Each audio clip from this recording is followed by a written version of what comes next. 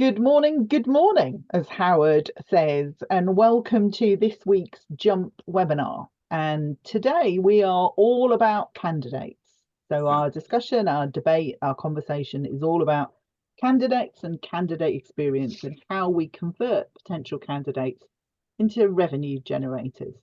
So I'm joined today by Dave Pye and by Paul Jacobs, but not by Howard because he's tied up with one of our clients. So as you know, Howard likes to start with statistics. And for the last few that I've hosted for Howard, I have not done statistics. But today, you'll be surprised to hear for an HR professional, I have got statistics. Hey. Ooh, get you. So candidate experience relevant statistics. 77% of employers globally report difficulty in finding the skilled talent that they need. 72% of candidates say the smoothness of an interview process would affect their final decision on whether or not to take a job. 77% of workers globally feel that a company's values and purpose, things like sustainability, diversity, transparency, are important when selecting an employer. More than 2/3 of candidates think the hiring process could have been better.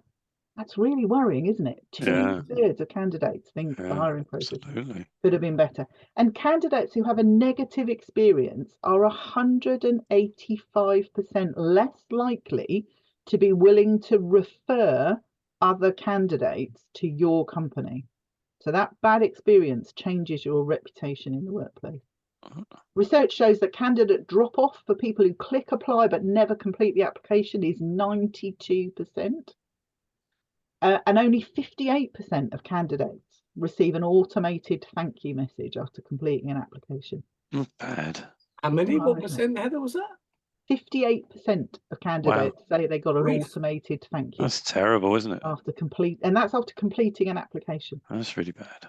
So some really interesting statistics there that I hope you find useful before we go into our questions. And the questions we have set are particularly challenging for the gents today. They're going to be falling over each other to answer the first question. And I'm very pleased that I'm posing the questions this week and not answering them. So here we go, guys. What methodologies and metrics do you recommend for quantifying the financial losses associated with ineffective candidate sourcing strategies? You want to go first, Dave? Yeah, well, in my thesis that I did at university on effective candidate sourcing. Hang on, Pat, that was on Woody Allen, as I recall. Right. To get my MA and doctorate to answer Howard's questions, the answer is, for me, I'm not sure that many recruitment companies, many FDs, CEOs, whatever, actually do bother to measure this financial loss. If you like, we're all looking for candidates. We're spending a lot of time looking for candidates. Clearly, from the stats that you said earlier, Heather, many recruitment companies are not even getting the basics of generating a very good candidate experience right. So the thought that then after all of that, having sourced X number of candidates and rejected another load, we are in some way sitting down and measuring the time that we took, what that makes in terms of P&L, financial losses. I just don't think we do that at all. And if there's people listening to us now and saying, yeah, we do this and we regularly measure it and it's an important KPI, hats off to you, well done. And I'd love to know, what you do with the numbers that you've got from that measurement, because I just don't think we do. I think we do our job and we get the output and we place the candidates and we're happy when we do. We analyse maybe why so-and-so didn't get the job.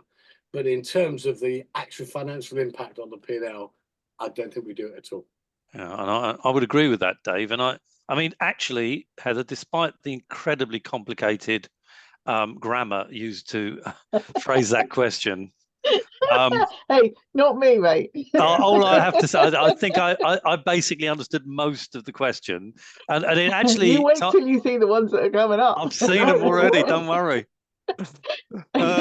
I do suffer from dyspraxia. I don't know if that works with this. It's the same. It's not quite the same as dyslexia. So I've read them, not quite sure I understood them.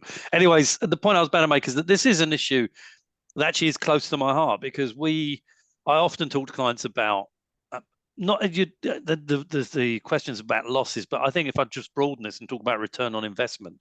So, where do you spend your money to attract candidates, and do you know, as to Dave's point, whether you're actually getting bang for bucks from that spend? And I think what all recruitment businesses have to do, regardless of size or even resource, is to be very, very much on this point. We all know that the cost of advertising on things like Indeed, and there are other job boards I should add here, is going up. It's expensive. And when you also look at the cost of licenses around things like LinkedIn and so forth, I mean, these are all extraordinarily high levels of cost. And they don't go down, those license costs, neither do the cost of using job boards.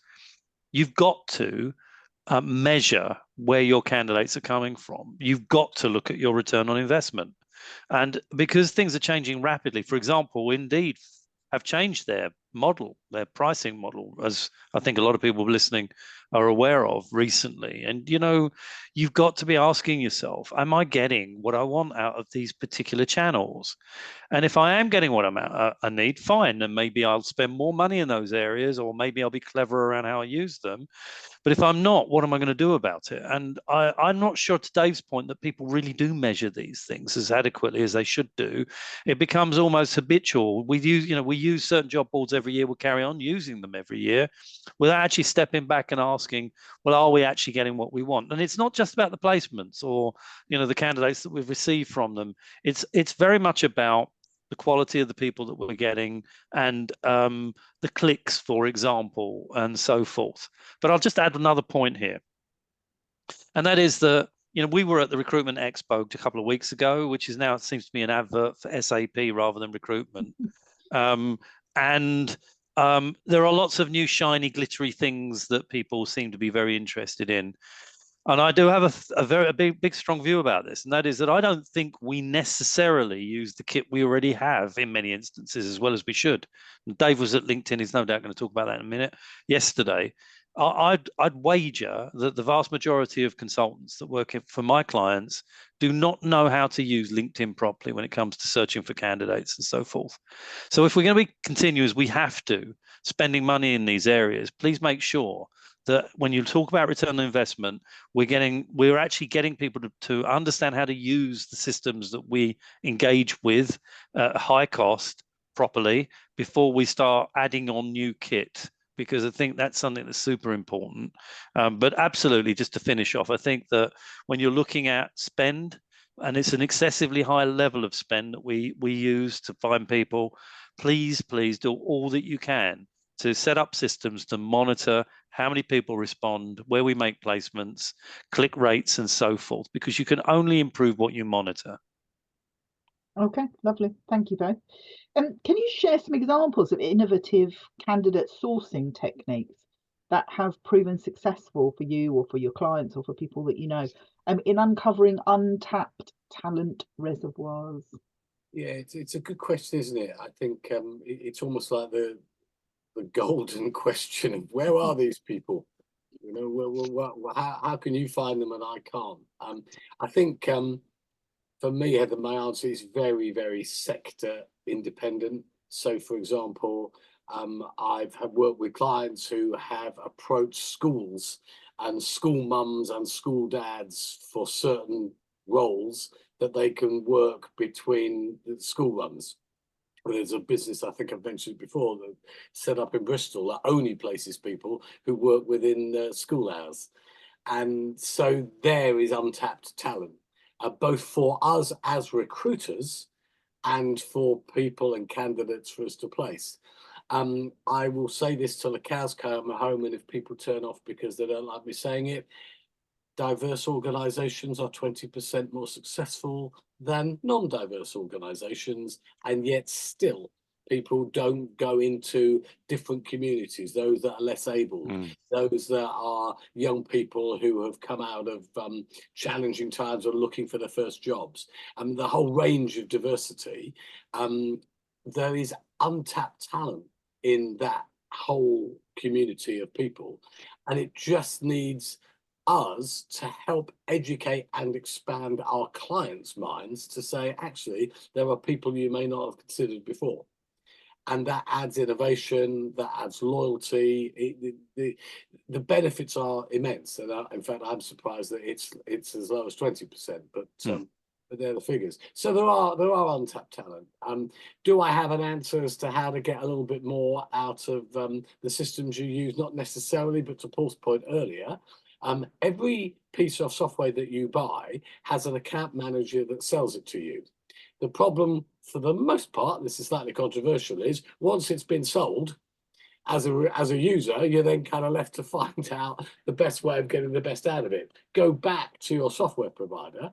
You know, if it's one of the CRMs, if it's LinkedIn, I mean, they are desperate to get you engaged with their account managers and say, how do I get the best out of this living system? How do I find more candidates? You just got to be proactive. Ideally, as the customer, you wouldn't have to be. But the reality is you've got to go back. You've got to knock on the doors of the people that you spend the money with and say, I need to find some more candidates. Can you help me?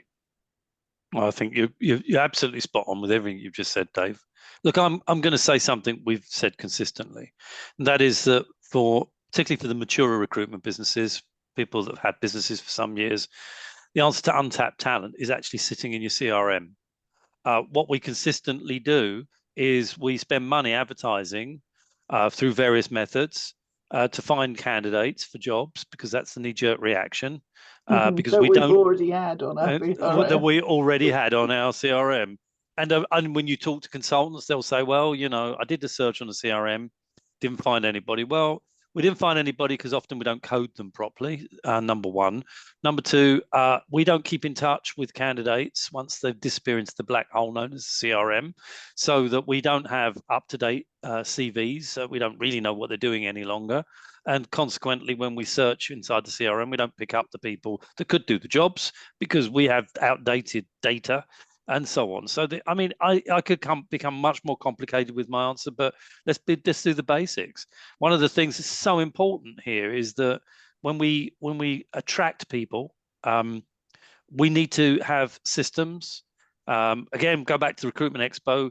You know, look at automated methods if you can of keeping in touch with candidates, ensuring that we engage with them in a variety of ways over years, not weeks, not months, years, so that we can recruit them and re-engage with them when we need them. And, you know, one of the exercises I asked a client to do quite recently that paid off was to look back over the last 10 years at the people that they'd placed in jobs and assess where they were now. Obviously, quite a high percentage of those people have moved on. How do you find that information? Good old LinkedIn will tell you that when people move, they change their profiles, of course. So, you know, it's not difficult to track people down any longer.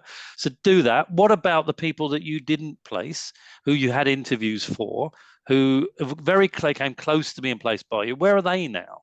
Even easier to contact those people. You don't have to tread so carefully with people that you didn't place. And I could go on with that. I mean, at the end of the day, the information is often sitting slap bang in the middle of our CRMs. They disappear into that black hole. We forget them. We don't contact them. To your point earlier, Heather, we don't even thank people when they register with us. So, you know, I mean, I think that we are really awful as an industry in that sense. And we waste a huge ton of money in re-attracting people we've already got, not once, but several times, sitting in our CRM. It's crazy. And if you are going to invest in any new tech, if you haven't already got the tech that will allow you to do it, look at how you can automate your engagement with candidates who are already on your system, because people change jobs regularly, and some of those people will be buyers of your services now, let alone candidates that you can place somewhere else. Okay, lovely. Thank you both. I completely agree with everything that you're saying. I think we often have the candidates ourselves already, and we need to do something about it. But I also really love the innovative way in which Dave's describing this, you know, the school run people. So, you know, are we looking at who's currently excluded from our processes and our thinking and our selection, and thinking about ways in which we can include those people that are currently excluded? So I think there's a big piece in there. There's a really interesting and relevant question come up in the Q&A just now from Deborah. What happens with GDPR and keeping data for so long? So I'm happy to answer that one. I'm so glad you did with that, Heather. That's good. You could see Dave and I sort of draining. Heather. I'll take. So in terms of GDPR and your CRM, so if you've got old, out-of-date data on your CRM, there is definitely a question mark with GDPR. Yeah, having personal data on people that's just been sitting there for years and years, and for some organizations listening today, you'll be mature recruitment businesses, so you might have very old data. That is a GDPR issue because you've got no real reason to have it. It's out of date. Really, it should be deleted. However, what Paul's talking about keeping engaged with your database actually solves your GDPR problem. So if you're constantly engaging with the candidates on your database, their information is up to date, you're constantly effectively giving them the ability to say, I don't want you to hold my data anymore. And the data is then relevant, and you have a legitimate interest in having it because they are candidates that you're going to potentially place in the future. So you've got a legitimate interest in holding the data. So actually doing what Paul suggested in terms of keeping engagement with your candidate solves your GDPR issue. And it's only really the old out-of-date stuff that you shouldn't have. Okay, hope that helps, Deborah. Okay, so next question. Are you ready? So how do you suggest that recruiters navigate the evolving landscape of candidate sourcing platforms and channels to make sure they're targeting the right talent effectively? By building resourcing and searching as at least an equal skill to the recruitment consultant. How often do I hear recruiters say, we're bringing them in as resources, and when they're really good, we're going to promote them. So already they're devalued because they're going to be promoted into this magical task of recruitment consultant. And I think in a world where we are short of talent, talent sources are equivalent to talent places. Yes, the places may have the relationship with the client. They may make us money because obviously that's how we make money as recruiters. But the people that find them, the people that can find the golden nuggets time and time and time again, are the ones where I think as the shortage will continue, we should be investing more time, more L&D, more resourcing of them. And also, whether that's outsourced, which works for many companies, or insourced, and you have them, they become really, really important people. And that conversation with your employee of, do you see your career going resourcer, senior resourcer, consultant, whatever title, associate consultant, and then regional director? Or do you become a talent specialist, which many of our clients have? And we then end up competing against them because we're not as good in some cases as some of these very, very specialist client talent TA type people. Some of them not so good, but others, that's a career. So I would encourage, as part of my answer, Heather, to think about building a career of talent sources, building a network of people who know how to search the CRM, know where the people are, that they're attending conferences and business meetings with other resources. And they're thinking about exclusion and inclusion and diversity because it's a specialism. All of that, build people who do that. And their career, their promotion will be to make them better at what they do, not to give them another job. And I totally agree. I mean, just to give an analogy, I remember several years ago, I was working with a very hugely successful exec search and selection individual who I'm not going to name, but was billing £750,000 on this person on their own. It gives you some understanding of their ability. And this individual had a team of highly paid resources. Well, I wouldn't call them resources, researchers. And I was asked to interview somebody on his behalf, giving away the gender there. And this person came from one of the world's leading exec search companies. And even then was earning £70,000, £80,000 a year. because this was somebody that wasn't just looking on LinkedIn and doing a quick search or putting in a Boolean string. This was somebody that was really doing proper market research, mapping, and so forth. To your point, Dave, it's an art form, and it takes an awful lot of skill and expertise to be able to work your way through the process of identifying the right people, and ultimately connecting with those individuals and engaging with them. Now, I know that the vast majority of people listening to this are not in that area of high-level exec search and selection, but you make the great point that it is a skill set on its own. And we often talk about, the Ford Model T thing, where we don't ask a human being to build an entire car on their own. We do it on a conveyor belt with one person, putting the nuts on a wheel and another person putting the gearbox in and whatever. And at the end of that, you get a car out. But we don't do that in our industry. We ask people to build a car. And I think you make a great point. Of course, we're moving towards a world now where resourcing is going to become inevitably mechanized. It's going to become automated. It's already getting there. And although it's not next week, within the next decade, we will be having robots doing this for us very easily. It's already happening. I don't think we will. Yeah, I genuinely don't think we will. We had. So I think all right, you finish. I was going to say. Go, stop him. Go on. You speak, and then I'm going to contradict you. Go on.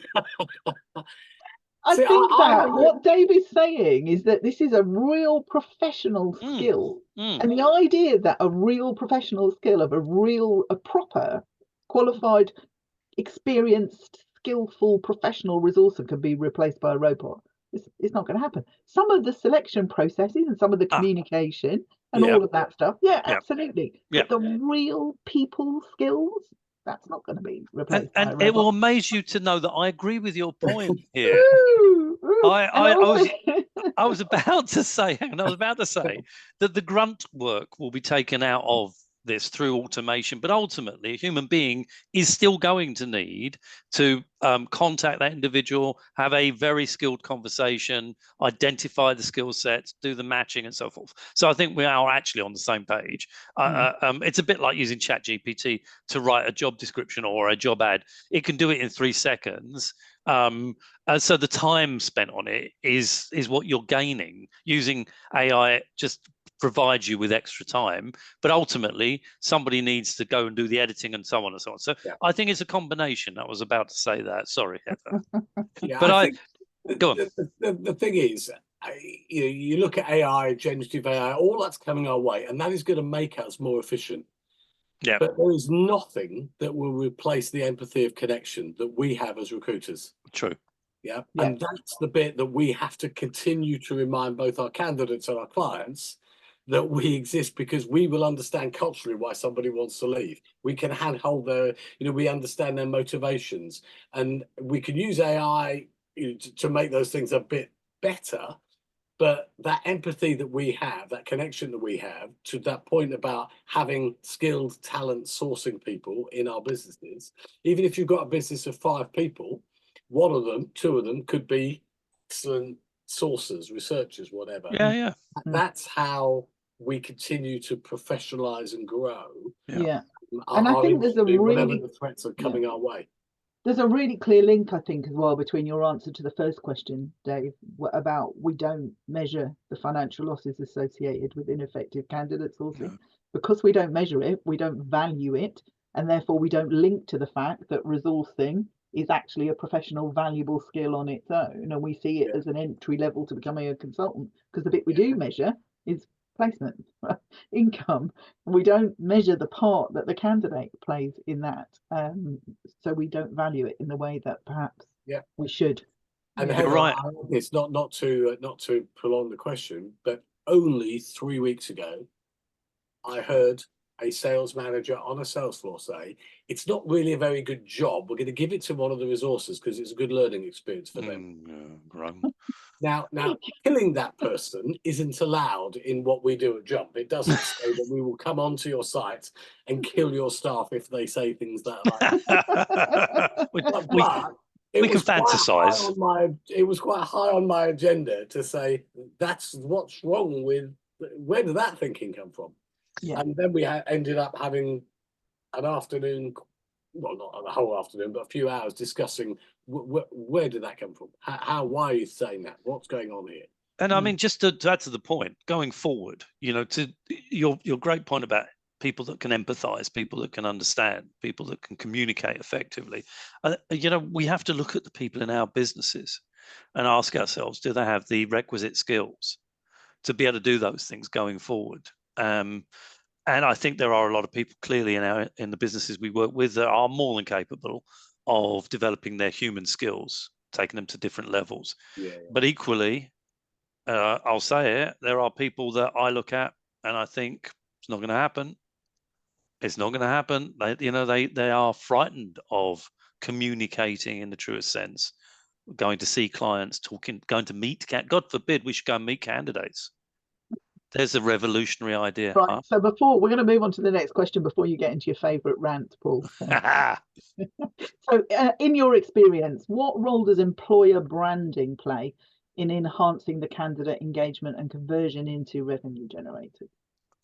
Well, I think it's really important. If we as recruiters understand what the people we are recruiting for stand for, what their values are, what their purpose is, what their brand stands for, then that's much easier for us to articulate and help the candidate in the experience that he or she deserves as we take them on the journey, particularly if it's permanent recruitment, because in many cases they're leaving one place for another. And all that brand that they're joining could stand for, whether it's a startup and there's something around that, whether it's an experienced brand like a Mars or a Ford or whatever. What does it mean? I think employer branding is really important because people make decisions on what they think the company stands for. The company may or may not stand for that, but they're making a decision on what they think about it. So we need to understand. We could be recruiting for teachers for a school, but the school's got a woeful Ofsted report and isn't thought very highly of. So we've got to be able to address that and why that particular teacher, this school may need you because of the brand. Yeah, and you can help the brand be better. Or it could be that it's a fantastic brand. You want to go and work for an exciting new tech startup somewhere. But I think employer branding is really important. And one of the stats I said at the beginning was that the company's values and purpose, including sustainability, diversity, and transparency, 77% of workers think that's important when they're choosing who they go and work for. That's a lot. It's enormous. I think employer branding is enormously significant, not just the clients that we work with, but our own branding. It makes a significant difference. And, we are, all of us, seduced by employer branding, consumer branding of any kind. You turn the TV on and you see an advert that's purple, you immediately think Cadbury's, for example. There are employer branding, or call it what you will, has an enormous impact on our thinking as consumers, and it absolutely impacts our thinking when it comes to working for certain organizations. And indeed, in our own case, as businesses, we have to think very clearly about our own branding and the impact that has on attracting candidates. It isn't, when we look at our websites and our positioning on social media, what we say, how we say it, back as well to the point about equality and so forth. Our positioning, our choice of language, even down to the images we use on our websites, on our promo materials, all of those things have a very big impact on the thinking of people that might be attracted or not attracted to talk to us, and thereby the people that we would like to represent, the clients we want to represent. This is not a small thing, and even the smallest recruitment businesses now are taking on marketing managers. And I personally think it's an essential. If you don't have it internally, use it externally. You can't just glide over it any longer. It's so important. And there's a question in the Q&A today from Mark. Thank you. Do people choose the employer brand, or is it the actual job, or is it a combination of both? So I'm going to give you my two penneth on this. I think people are attracted to an employer brand I think that tells them something about your organization and your values and your beliefs and whether or not you're the sort of organization that they want to be part of. Yep. But they also are interested in the actual job. Yeah. They want it all. And there has to be congruity between the two. So when they come for interviews and they meet your hiring managers or they meet your recruitment consultants, that you've set an expectation, or your clients have set an expectation with their employer brand that needs to be supported by their experience in the interview process. So one of the worst things you can do is create an employer brand and then have your hiring managers talk the talk that doesn't reflect your brand and your values. And so it can be massively damaging, and you can undermine what you're trying to do. And then it'd be worse. It's worse than not having a brand at all, to have one that is then contradicted by your hiring managers. So Mark, I think it's really complicated. I think you need both, and you need there to be congruity between them. I also would add to the point, I think you've said this here, Heather, that it's a lot to do with the vision and the mission of an organization. It's the reason why people will go and work for brand new startups, so where branding is almost non-existent, or if it does exist, it doesn't represent anything because they're brand new. But people are kind of turned on by the vision of the business, where it wants to go in the next 3-5 years. And it's our job as recruiters to understand that. It's to understand what are the behaviors and values and the visions of the businesses we represent. Because if the branding isn't necessarily there, or if it is there and nobody understands it, it's up to it's our ability to convey the excitement and of working in that organization and the opportunities for people to develop their careers and skill sets that makes the difference. And that's why it's so important to be super close to clients. And we have to understand that every young person I talk to has a very clear idea about the type of organization that they want to work for. Every single one, the type of, not who they are, but the type, their place in society, their social purpose. Yes. Yeah, that's. I think sorry, Dave, I talked over you. I think it's a great question, Mark. The other aspect of the triangle is us as recruiters. Yeah, how do we treat the candidate in representing them to this excellent brand? So, here's a fantastic job at Microsoft or whatever, but what's the experience like before we even make that connection? How well trained are our staff? How are we treating that candidate? Go back to your stat earlier, 58% of people don't get a response.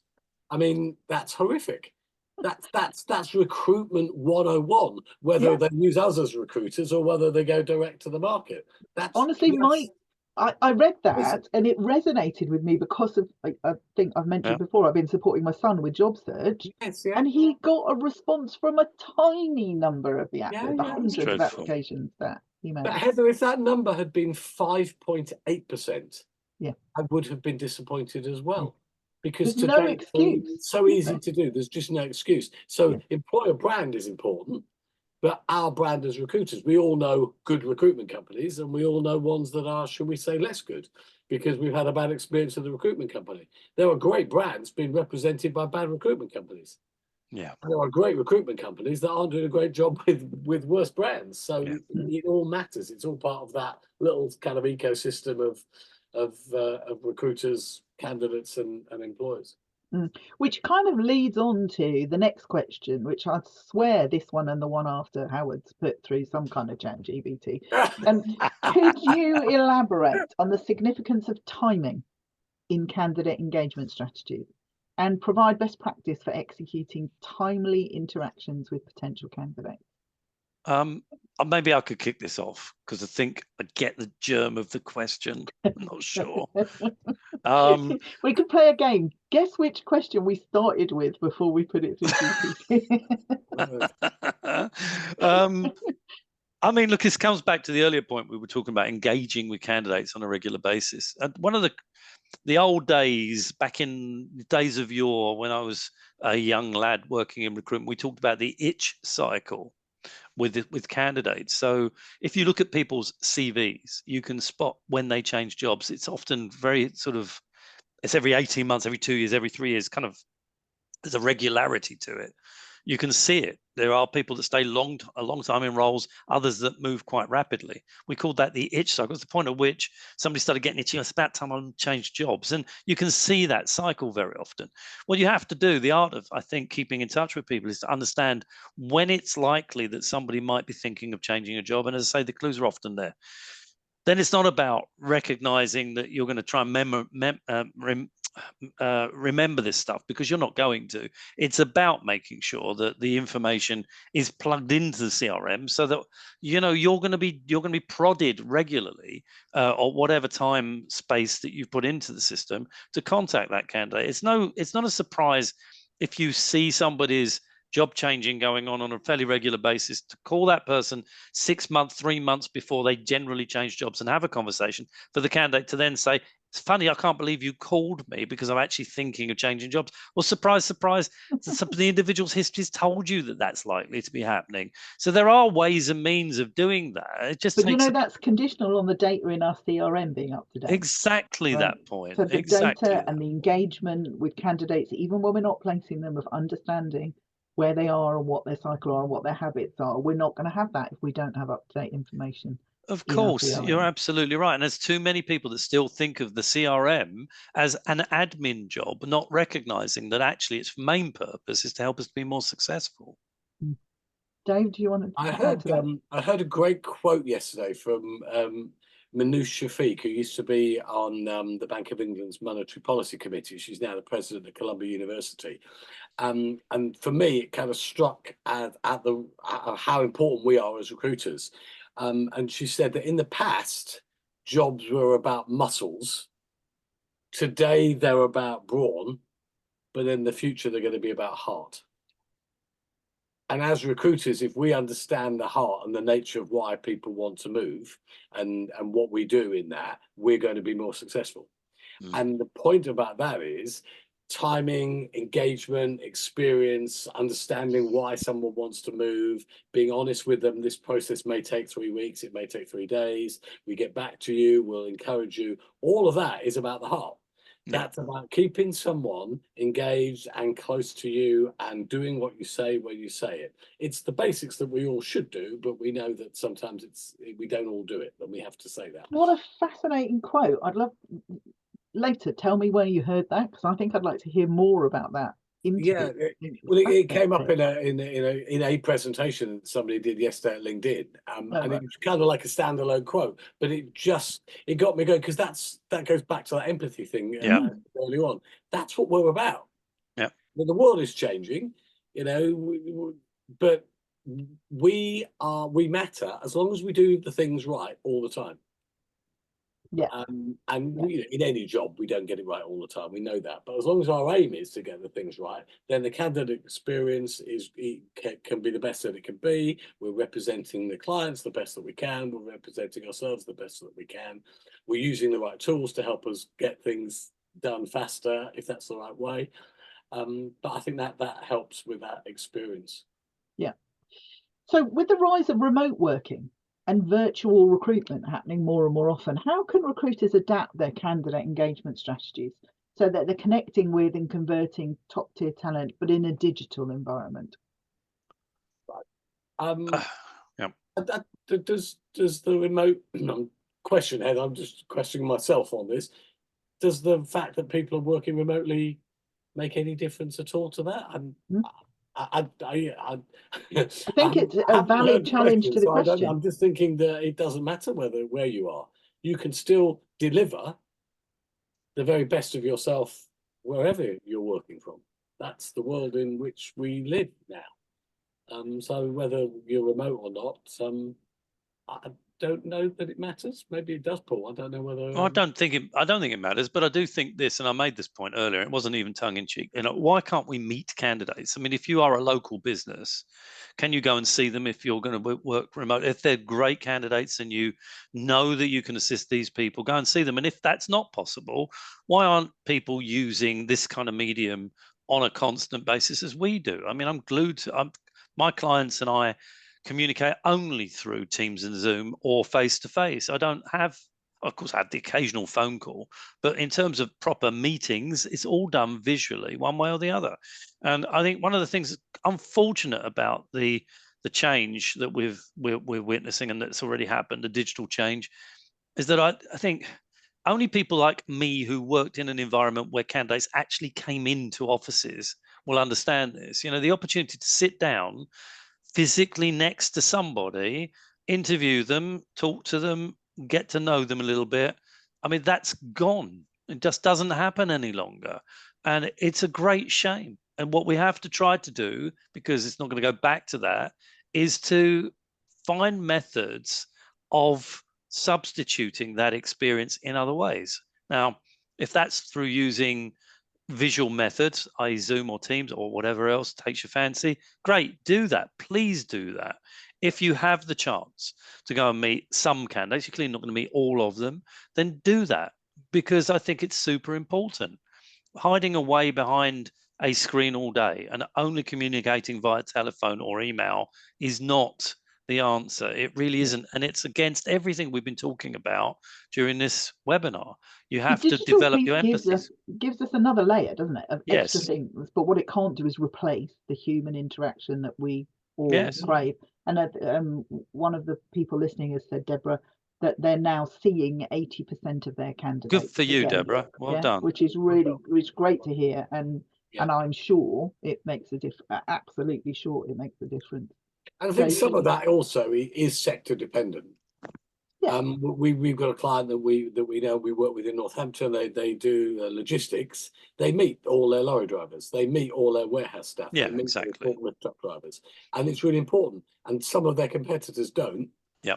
And you know what, they do better than their competitors because they're meeting. They're on site. They're doing that. So there's no question that if you can, you should. Isn't that the joy of recruitment, though? Surely that is where it's at. I mean, one of the major reasons I got into recruitment all those years ago was the opportunity to interact with other human beings. It's the thing, even today, when I'm in a room with other people, I feel, I'm sure you guys feel the same, and those listening, it's more stimulating. It brings out the best in me in lots of ways. I mean, we met at the Recruitment Expo a week or so ago, and you know, it was fun. It's fun. You're interacting with people, you're meeting people, unexpected things occur. It's enjoyable. You laugh and all the rest of those lovely things that happen when you interact with other humans. And it's the reason the vast majority of us got into it and became addicted by it. Our industry. Please, let's not move too far away from that. It's the joy of recruitment. If recruitment in the future is purely sitting behind a keyboard, frankly, in 10 years when I'm no longer doing it, I'll be pleased to be out of it. Honestly, everything I love about recruitment, if it disappears, I'll be glad I'm no longer part of it. You'll be trouble with your wife if you're still doing this in 10 years. Can you imagine? There's a wizened Jacobs turning up on webinars. Where can you imagine? Yeah, I'll have to go fast. Talking about Office Angels.